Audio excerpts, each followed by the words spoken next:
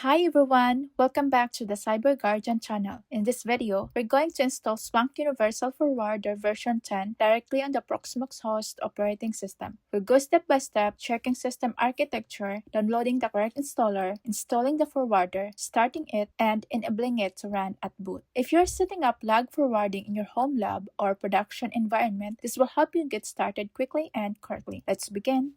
First, open a web browser and go to Splunk.com. Navigate to the free trials and download section and find the Universal Forwarder download page. Under the Linux tab, locate the .deb installer for version 10 and choose the one that matches your architecture. In our case, 64-bit Debian or Ubuntu, which is labeled as AMD64. Click the download link and copy the link address. We'll use this in the terminal with wget.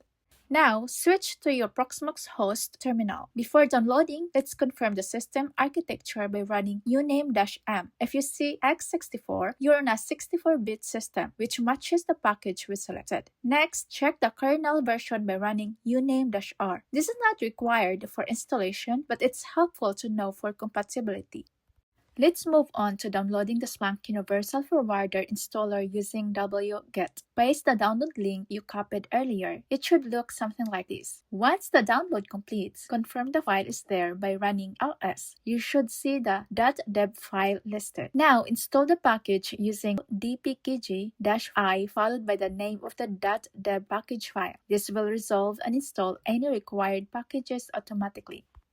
Once installation is complete, start the Splunk Forwarder and accept the license agreement by running this command. The first time you run this command, you'll be asked to create a username and password for the Splunk admin account. Enter your credentials and let the forwarder start up. Now, let's make sure Splunk starts automatically after each reboot. Run this command.